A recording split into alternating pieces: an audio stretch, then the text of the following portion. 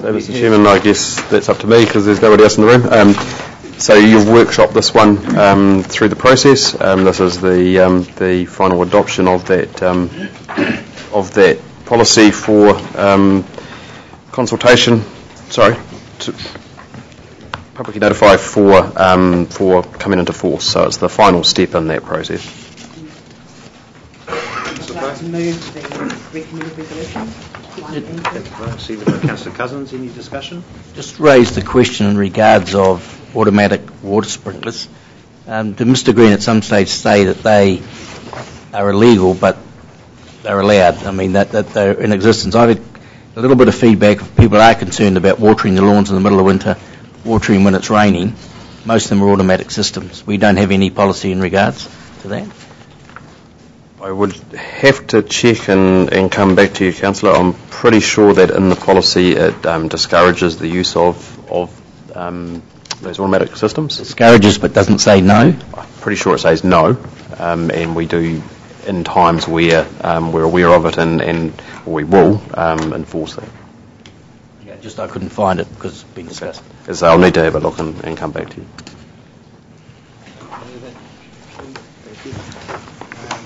Okay, been moved. Councillor Park, seconded Councillor Cousins. All those in favour, please say aye. Aye. Against? Carried. Item number 5, control of dog bylaws amendment consideration.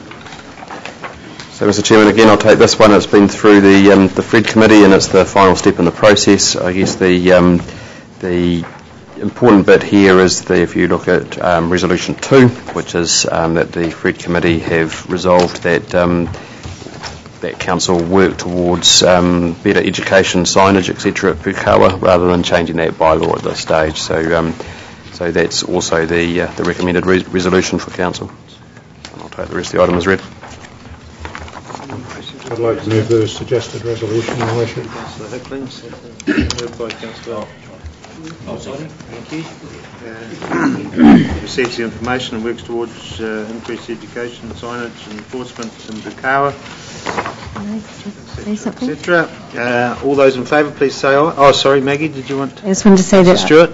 I have had some correspondence from Pukawa, and after explaining to them that the monitoring and that is going to happen, I haven't had any more feedback from them, so I am assuming that they are happy. So we've just to assist in that, Mr. Chairman, we have got a student in that area who will be putting out there over summer, so the locals will notice an increased presence, and particularly around the education. Thank you. Thank you. All right, been moved by Councillor Hickling, seconded by Councillor Body. All those in favour, please say aye. Aye. Against? Carried. Item number 6, commemorative memorial policy. Mr. Nick Carroll. Your Worship and Councillors, you'll hopefully remember we had a workshop on this policy not too long ago, 28th of October. Nothing substantially changed with regard to the policy since that workshop. Happy to take any questions. Any questions of Mr. Carroll? It's obviously been through a process. So we've had a few requests, people that unfortunately pass away and their families want to put a plaque on a bench and that sort of thing. That can still happen, but it needs to go to the Fred Committee for appropriateness and all that sort of thing. Most definitely. This policy is simply about giving staff some guidelines and ultimately the Fred Committee some guidelines about when those proposals come forward. It doesn't say no to anything, simply gives us those guidelines about decision making. Any questions of Mr. Carroll? Councillor Cousins? No. Councillor Hickling? I'll move the suggested resolution, Your Worship. I will second that. Thank you very much. It's been moved by Councillor Hickling, seconded by Councillor Cousins. Any other queries or questions? All those in favour, please say aye. Aye. Those against, carried. Item number 7, submission on the Bay of Plenty Regional Policy proposed change. Number 2, natural hazards. Ariel. Good afternoon, Councillors. Nice to see you. Ariel King. So this item is to allow Council to make a submission on the Bay of Plenty Regional Policy Statement proposed change 2, which is around natural hazards.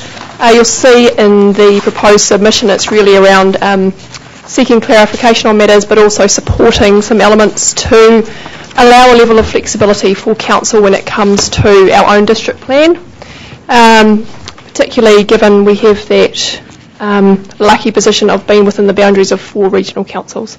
So that's really the intent of the submission. Thanks, I'll Mr. take King. any questions if there is any. Questions or queries of Mr. King regarding this item?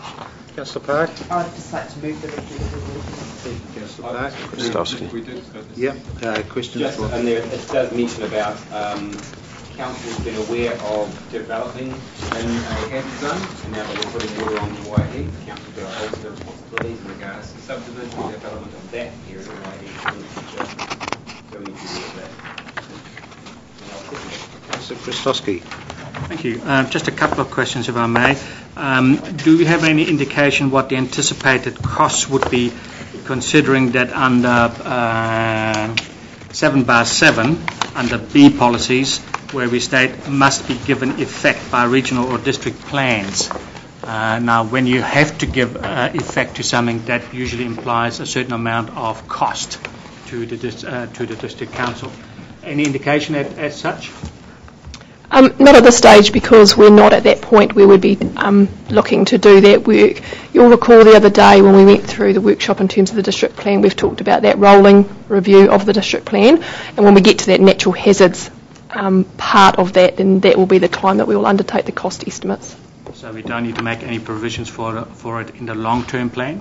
They are included in the long-term plan at present, but in terms of the specifics for this, no. So I guess it won't require any additional cost. It's just a consideration when you're doing your other pieces of work. That makes sense. Another question that I have is that, and it may be just terminology, but when we talk about identifying areas susceptible to natural hazards, we talk about coastal marine areas, but the coastal marine areas, as far as this document is concerned, does not include the lake coastal areas. No, it does not. Yet, should we be looking for that? For it to include that? Yes. I'd say, Councillor, the coastal marine area is specifically defined in the Act. In fact, there's a policy statement on it as well, so it would be a national discussion rather than a regional one. And I'd say we're probably quite lucky that we don't have a coast in this district when it comes to our public planning policy. However, the lake in itself does cause some issues from time to time, particularly man-made issues, which are mentioned in this document as well. So, and some of those will be discussed as part of the flood hazard plan change. Okay, thank you. Thank you, Councillor Christowski. Okay, so it's been moved by Councillor Park and seconded by Councillor Cousins. Any other queries or questions? Thank you. All those in favour, please say aye. Aye. Against? Carried. Item number 8, draft significance and engagement policy. Carol. A bit like a jack in a box. Again, we had a workshop on this draft policy on the 21st of October. There's only one very slight change that we made following that workshop. It was to clause 10 of the policy, which is on 8/7. So clause 10, about halfway down the page, we've just made it very clear that council actually has legal requirements with regard to engaging with Maori. It was an element that wasn't particularly clear in the original wording of the policy, so we've just tweaked that. Otherwise, the policy is essentially the same as you discussed at the workshop. Thank you, Mr. Carroll. Yes, I just had some queries around the Schedule 1, around strategic assets on 8/9. Included in this list of assets is pensioner housing as a whole, but is there any effect on this in regards to what has been discussed heading into our next long-term plan or 10-year plan?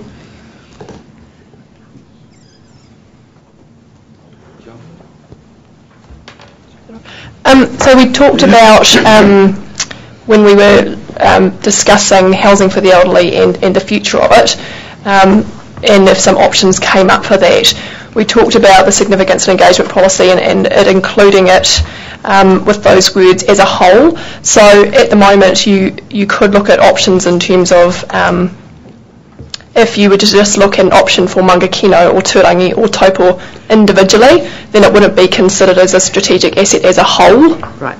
So that's why those words are there. Great, thanks, Ariel. Also, can I ask why the Taupo Event Centre is not listed as a strategic asset? It has the AC Bars complex, but I would have thought it'd be. I think that's a reasonable addition. This list basically reflects your existing list of strategic assets, but I think the answer will be that it came from the original policy, and the original policy predated the event centre, so it's something that we can certainly add in. Right, thank you. To go follow up Councillor Park, I also underlined the pensioner housing, because in the, and I've got this slightly wrong, I misinterpreted, I thought in the draft document for the 10-year plan we'd be indicating what our intentions were. When I read the report back, it says debate in the next LTP about the existing activity, then it says to seek an interim provider, and I took that to be right across the district. So as a whole, to me, it should just be pensioner housing, because we've indicated that stock we're going to get rid of eventually. Don't believe it? the danger of... I think what we've identified through the long-term plan is that we'll work over the next 3 years to see if there's an alternative provider, but you certainly haven't made that decision as of yet.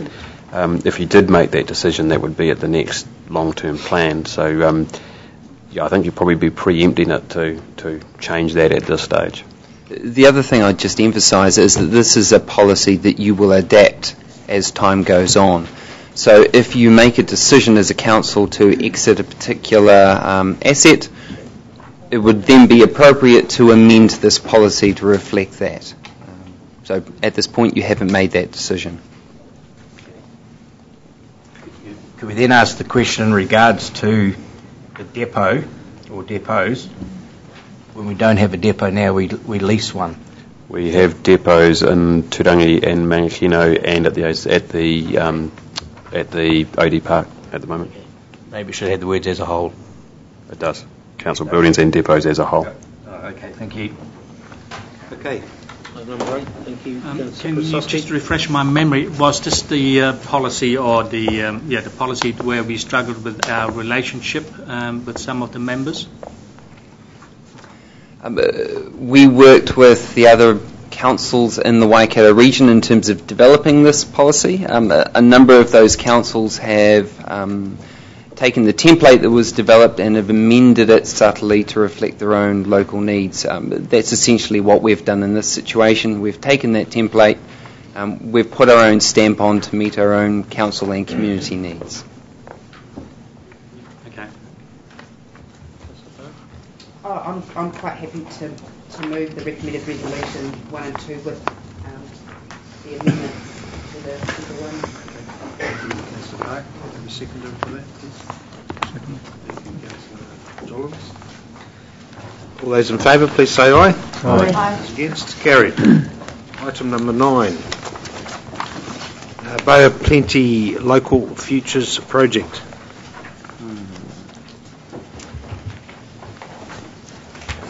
So, Mr. Chairman, maybe I'll start this one off.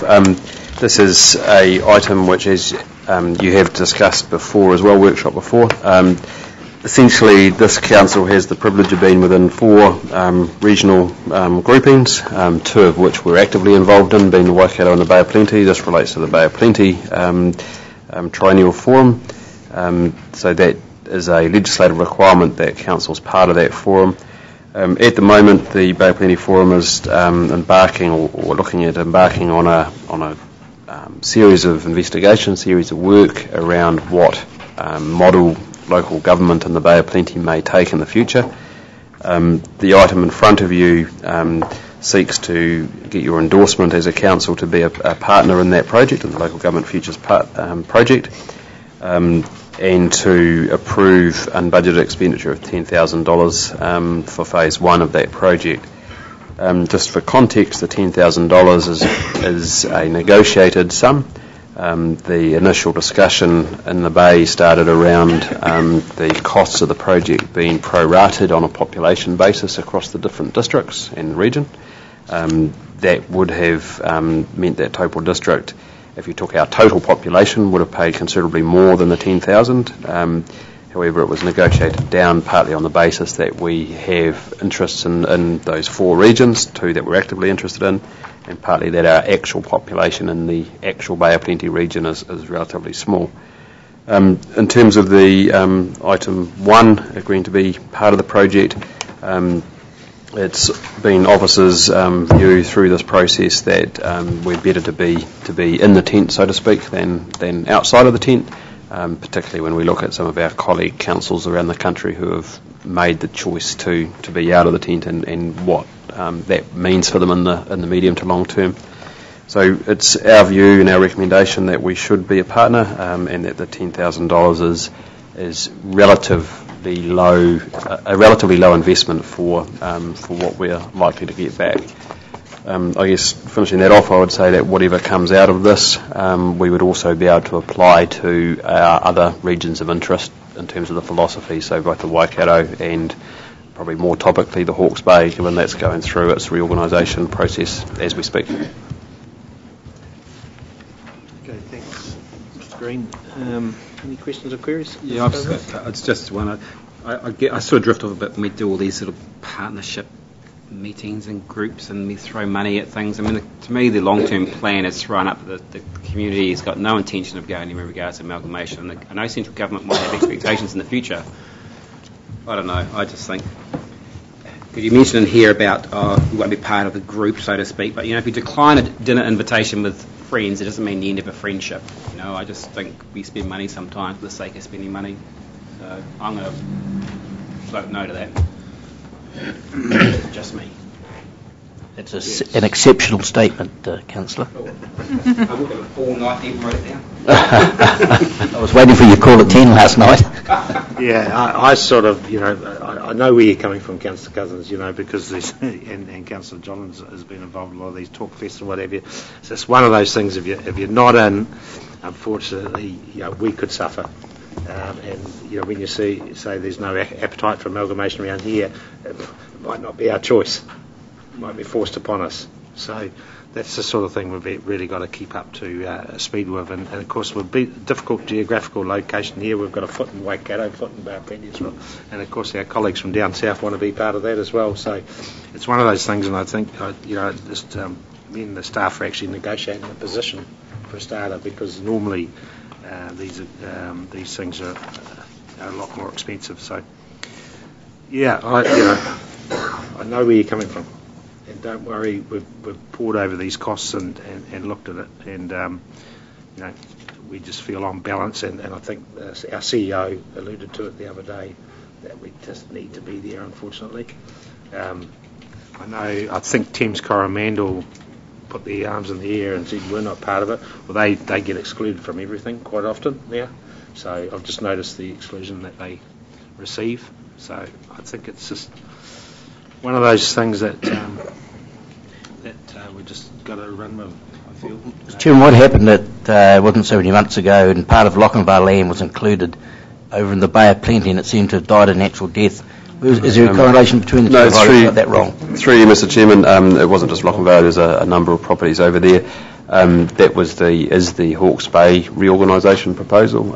You received last week some information in your weekly update on that, but essentially the Commission has reconfirmed their position on the base, but going out to seek some informal views, some telephone surveys basically before they make a final decision. So there's another step in the process that they've allowed themselves, but reconfirm that a unitary authority appears to be, in their opinion, the best outcome for the Hawke's Bay.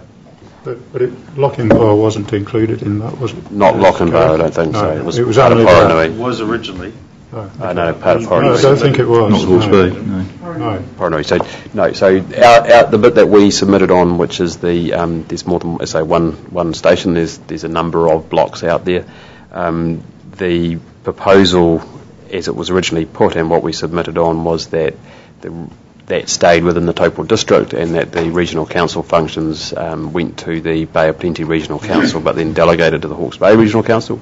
That is the position that the Commission has tentatively agreed to, subject to their telephone surveys. And they are the properties that we collect the regional council's rates for, is that correct? No. We currently collect the regional rate for the Bay of Plenty Regional Council. I don't believe we do for the Hawke's Bay Regional Council.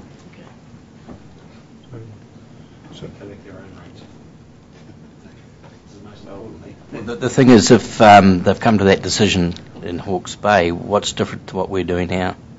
The difference is that the Commission in the Hawke's Bay have spent the last 18 months going through this process. They've held hearings and done that process. Each council and I think about 400, 500 submitters from within the Bay came up and submitted what they thought was the best or the right model of local government for the Hawke's Bay region.